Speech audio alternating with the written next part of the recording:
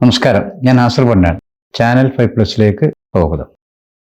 നിലമ്പൂർ തെരഞ്ഞെടുപ്പിന്റെ പശ്ചാത്തലത്തിൽ നിലമ്പൂരിനേക്കാൾ ഇന്ന് ഏറെ ചർച്ച ചെയ്യപ്പെടുന്നത് മലപ്പുറം ജില്ലയെക്കുറിച്ചാണ്. മലപ്പുറം ജില്ല രൂപീകരിച്ചത് CPM ആണെന്ന് അവരുടെ അവകാശവാദം. എന്നാൽ മലപ്പുറം ജില്ല എന്ന ആശയവും ജില്ലയുടെ ശില്പികളും ഞങ്ങളാണ് എന്ന് മുസ്ലിം ലീഗും അവകാശവാദം ഉന്നയിക്കുന്നു. എന്തായാലും ഒരു കാര്യത്തിൽ നമുക്ക് സമാധാനിക്കാം. ഇന്നലെ വരെ വഴിയിലൂടെ പോകുന്നവരൊക്കെ കൊട്ടാവുന്ന തെരുവിലെ ഒരു ചെണ്ടയായിരുന്നു മലപ്പുറം ജില്ല. ഏറ്റവും അവസാനം കൊട്ടിയത് വെള്ളാപ്പള്ളി നടേശനാണ്. പാലക്കാട് ജില്ലയിലെ മണ്ണാർക്കാട് ഒരു ആന ചെരിഞ്ഞപ്പോൾ ഡൽഹിയിലുള്ള മേനകാ ഗാന്ധി കൊണ്ടിട്ടതും അത് മലപ്പുറത്തിൻ്റെ പുറത്താണ്. രാജ്യത്ത് എന്ത് സംഭവിച്ചാലും മലപ്പുറത്തിൻ്റെ പങ്ക് അന്വേഷിക്കുന്നവരാണ് RSSും BJPയും CPMും ഒക്കെ.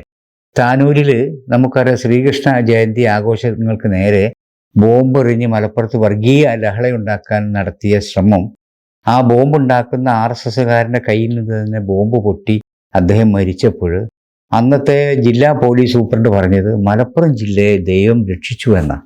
സത്യത്തിൽ അത് അന്ന് അങ്ങനെ പൊട്ടിയിട്ടില്ലെങ്കിൽ മലപ്പുറം അന്ന് കത്തിക്കരിയുമായിരുന്നു. ഇവിടെ മുസ്ലിങ്ങൾ പെറ്റുവരികയാണ്. ഇങ്ങനെ 20 വർഷം കൊണ്ട് മലപ്പുറം പാകിസ്ഥാനായി മാറുമെന്ന് കണ്ടുപിടിച്ചത് സഖാവ് VS അച്യുതാനന്ദനാണ്.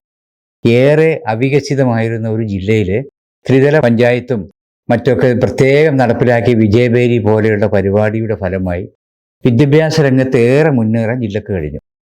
അന്നുവരെ SSLCക്ക് റാങ്ക് ഒന്നും ലഭിക്കാത്ത മലപ്പുറത്തെ കുട്ടികൾ ആദ്യമായി റാങ്ക് നേടിയപ്പോഴും VS അച്യുതാനന്ദൻ എന്ന മാർക്സിസ്റ്റ് ആചാര്യൻ അത് അങ്ങ് രസിച്ചില്ല.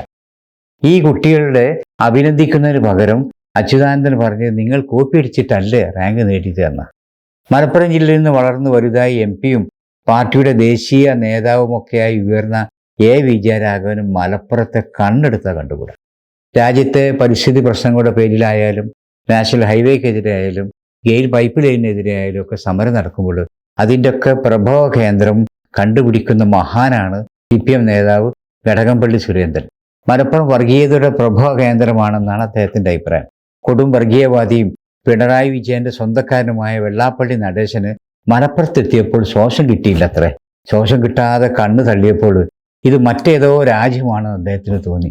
പണ്ട് കോഴിക്കോട് പട്ടണത്തിലെ വൃത്തികേടിൽ മുഴുവൻ ഒലിച്ചിറങ്ങുന്ന മാൻഹാളിൽ തൻ്റെ ബന്ധുവോ മതക്കാരനോ നാട്ടുകാരനോ ഒന്നുമല്ലാത്ത 2 അന്യസംസ്ഥാന തൊഴിലാളികൾ മരണത്തോട് മല്ലിടുന്നത് കണ്ടപ്പോൾ അവിടെ ആ അഴുക്ക് ചാലിലേക്ക് ചാടി അവരെ രക്ഷിച്ച മനുഷ്യസ്നേഹിയായ ചെറുപ്പക്കാരൻ മരണമടഞ്ഞപ്പോൾ അദ്ദേഹത്തിൻ്റെ കുടുംബത്തിൻ്റെ ഗവൺമെൻറ് ചില സാമ്പത്തിക സഹായം നൽകിയപ്പോൾ അതിൽ വരെ വർഗീയത കാണാൻ ഒരു മടിയും കാണിക്കാത്ത അഭിനവ തക്കാടിയയുടെ വായിൽ നിന്നും മലപ്പുറത്തെക്കുറിച്ച് കൊടും വർഗീയത ഛർദ്ദിച്ചപ്പോൾ പ്രമുഖ രാഷ്ട്രീയ പാർട്ടികളും സാംസ്കാരിക മതസംഘടനകളൊക്കെ അതിനെതിരെ ശക്തമായി പ്രതിഷേധിച്ചു.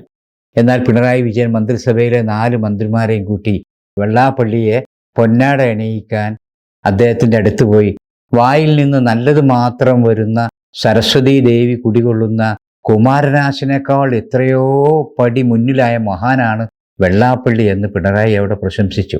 ഇന്ന് കേരളത്തിൻ്റെ നവോത്ഥാന നായകന്മാരുടെ ചെയർമാൻ പട്ടം നൽകി പിണറായി ഗവൺമെൻറ് ആദരിക്കുന്നതും ഈ വെള്ളാപ്പള്ളിയെ തന്നെയാണ്.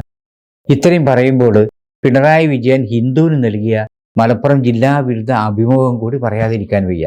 ആലപ്പുഴയിലെ TK ദേവകുമാറിൻ്റെ മകന് TD സുബ്രഹ്മണ്യൻ ഏർപ്പാടാക്കി ഹിന്ദുവിൻ്റെ ഒറ്റപ്പാലത്തുകാരിയായ ലേഖിക നടത്തിയ ഇൻ്റർവ്യൂ അതൊരു വിവാദമായപ്പോൾ അത് PR ഏജൻസി ചെയ്തതാണ് എന്നാണ് മുഖ്യമന്ത്രിയുടെ ഭാഷ്യം. ഇന്ത്യയിലെ തന്നെ ഏക കമ്മ്യൂണിസ്റ്റ് മുഖ്യമന്ത്രിയായ പിണറായി വിജയന് ഒരു ഇൻ്റർവ്യൂ തരപ്പെടുത്താൻ PR ഏജൻസിയുടെ ആവശ്യമുണ്ടോ? ആരോടും കടക്കു പുറത്ത് എന്ന് പറയുന്ന പിണറായിയുടെ റൂമിലേക്ക് ഇൻ്റർവ്യൂവിനിടയ്ക്ക് ഏതോ ഒരു PR ഏജൻസി കടന്നു വന്നു എന്ന് പറഞ്ഞാൽ വിശ്വസിക്കാൻ മാത്രം വിഡ്ഢികളാണോ നമ്മൾ?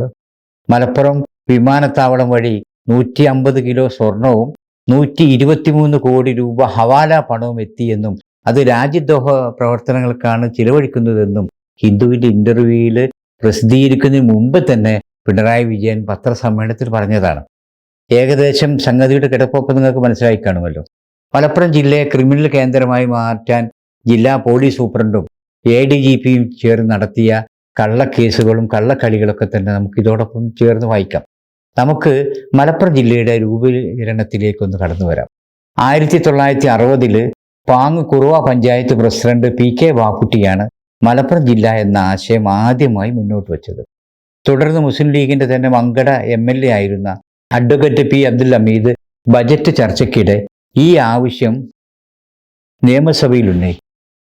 ഇന്ത്യ രാജ്യം വിഭജിച്ച് മറ്റു രാജ്യം ഉണ്ടാക്കണമെന്ന് പറഞ്ഞതുപോലെയുള്ള കോലാഹലമായിരുന്നു നിയമസഭയിൽ പിന്നീട് നമ്മൾ കണ്ടത്. ഇതിൽ CPM-ൻ്റെയും കോൺഗ്രസിൻ്റെയും ഒക്കെ MLA-മാരുണ്ടായിരുന്നു. അതുപോലെ തന്നെ MLA ഒന്നുമില്ലാത്ത ജനസംഘക്കാരും ഉണ്ടായിരുന്നു. കേരളത്തിൻ്റെ സാമ്പത്തിക സ്ഥിതിയും മലപ്പുറം ജില്ലയും മലയോര ജില്ലയും രൂപീകരിക്കുന്നതിന് അനുവദിക്കുന്നില്ല എന്ന് വളരെ മയത്തിൽ അന്ന് പറഞ്ഞത് ശ്രീ K കരുണാകരൻ മാത്രമായിരുന്നു. അത് കഴിഞ്ഞ് 1967 അബ്ദുറഹ്മാൻ വാഫി തങ്ങളുടെ വീട്ടിൽ ക്ഷണിക്കാത്ത ഒരു അതിഥിയായി സഖാവ് EM ശങ്കരൻ നമ്പൂതിരിപ്പാട് എത്തുകയും മുസ്ലിം ലീഗിനെ മുന്നണിയിലേക്ക് ക്ഷണിക്കുകയും ചെയ്തു. അന്ന് സയ്യിദ് അബ്ദുറഹ്മാൻ വാഫി തങ്ങൾ EMSന് മുമ്പിൽ വെച്ച് ഒരു നിബന്ധന, മുന്നണിയിൽ ചേരാം, മുന്നണി അധികാരത്തിൽ വന്നാൽ മലപ്പുറം ജില്ല രൂപീകരിക്കണമെന്നായിരുന്നു. EMS അത് സമ്മതിക്കുകയും ചെയ്തു. അത് കഴിഞ്ഞ് വൻ ഭൂരിപക്ഷത്തോടെ EMSൻ്റെ ഗവൺമെൻറ് നിലവിൽ വന്നു. അന്ന് മുസ്ലിം ലീഗിന് 14 MLA-മാരും 2 മന്ത്രിമാരും 1 ഡെപ്യൂട്ടി സ്പീക്കർ സ്ഥാനവും ഉണ്ടായിരുന്നു. പക്ഷേ മലപ്പുറം ജില്ലാ രൂപീകരണ വിഷയത്തിൽ മാർക്സിസ്റ്റ് പാർട്ടി അഴകുഴമ്പൻ നിലപാടെടുത്തു. അതങ്ങനെ നീണ്ടുപോകുമ്പോൾ അതിനിടക്കാണ് ചില മന്ത്രിമാർക്കെതിരെ ഉയർന്ന അഴിമതി ആരോപണവും അഴിമതിക്കാരായ CPM മന്ത്രിമാരെ സംരക്ഷിച്ചും മറ്റ് ഘടകകക്ഷി മന്ത്രിമാർക്കെതിരെ നടപടിയെടുത്തുമുള്ള EMSൻ്റെ നിലപാടിൽ പ്രതിഷേധിച്ചുകൊണ്ട് മുന്നണി മന്ത്രിസഭ ഇങ്ങനെ ആടിയുലയുന്ന സമയമാണ്. ഈ തക്കം നോക്കി മുസ്ലിം ലീഗ് വീണ്ടും ജില്ലാ രൂപീകരണ വിഷയം എടുത്തിട്ടു. CPM-ൻ്റെ ഉള്ളിലെ എതിർപ്പുണ്ടെങ്കിലും മുസ്ലിം ലീഗിനെ കൂടെ ഉറപ്പിച്ചാൽ ഭരണം നഷ്ടപ്പെടുമെന്ന് മനസ്സിലാക്കിയ EMS ശങ്കരൻ നമ്പൂതിരിപ്പാട് അന്നത്തെ റവന്യൂ മന്ത്രി KR ഗൗരിയമ്മയും അഹമ്മദ് കുരുക്കളും ഉൾക്കൊള്ളുന്ന 3 അംഗ സമിതിയെ ഈ ജില്ലയെക്കുറിച്ച് പഠിക്കാൻ നിയമിച്ചു. അങ്ങനെ ആ സമിതിയുടെ റിപ്പോർട്ട് പ്രകാരം ജില്ല നിലവിൽ വന്നു. കേരള ഗാന്ധി എന്നറിയപ്പെടുന്ന K കേളപ്പനും ജനസംഘവും അതിശക്തമായി തന്നെ ജില്ലക്കെതിരെ പ്രതിഷേധ സമരങ്ങൾ നടത്തി. അദ്ദേഹം ആത്മാഹുതി ചെയ്യുമെന്ന് വരെ പറഞ്ഞു. ഇന്ന് ജില്ലാ രൂപീകരണത്തിൽ ഊറ്റം കൊള്ളുന്ന TK ഹംസയും ആര്യാടൻ മുഹമ്മദും ഉൾക്കൊള്ളുന്ന ഒരു വിഭാഗം ദേശീയ മുസ്ലിം കോൺഗ്രസ്സുകാരും മാർക്സിസ്റ്റ് പാർട്ടിയിലെ KPR ഗോപാലനും കോഴിക്കോട് മാർക്സിസ്റ്റ് പാർട്ടിയുടെ കോഴിക്കോട് 1-ാം നിയോജകമണ്ഡലം MLA CP രാഘവൻ നായരും ജില്ലാ രൂപീകരണത്തിൽ ശക്തമായി നിലകൊണ്ടു. ചുരുക്കി പറഞ്ഞാൽ മുസ്ലിം ലീഗ് ഒഴികെയുള്ള മുഴുവൻ രാഷ്ട്രീയ പാർട്ടികളും ജില്ലാ രൂപീകരണത്തിനെതിരായിരുന്നു എന്ന് പറയാം. വാഫിക്ക് തങ്ങൾ EMSനെ വരച്ച വരയിൽ നിർത്തി വാങ്ങിയെടുത്തതിനെക്കുറിച്ച് ദീർഘകാലം നിയമസഭാ സെക്രട്ടറി ആയിരുന്ന ശ്രീ R പ്രസന്നൻ്റെ നിയമസഭയിൽ നിശബ്ദനായി എന്ന അദ്ദേഹത്തിൻ്റെ ആത്മകഥയിൽ 117-ാം പേജിൽ വിശദമായി പ്രതിപാദിക്കുന്നുണ്ട്.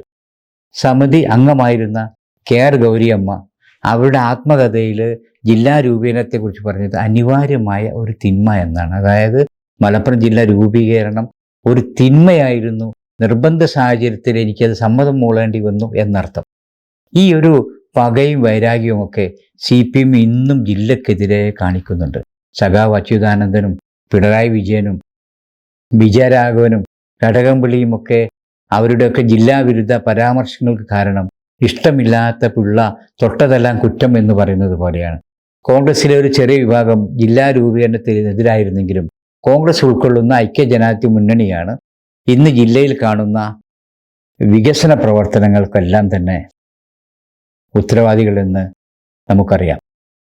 എന്നാൽ അന്നും ഇന്നും CPM ജില്ലയ്ക്ക് എതിരായിരുന്നു. ഏറ്റവും അവസാനം നമുക്കറിയാം +2 സീറ്റ് വിവാദവും UDFൻ്റെ കാലത്ത് ജില്ലയ്ക്ക് അധികമായി അനുവദിച്ച +2 അധിക ബാച്ചിനെതിരെ അച്യുതാനന്ദൻ കോടതിയെ സമീപിച്ചതും മലപ്പുറത്തുകാർക്ക് അങ്ങനെ മറക്കാൻ കഴിയുമോ?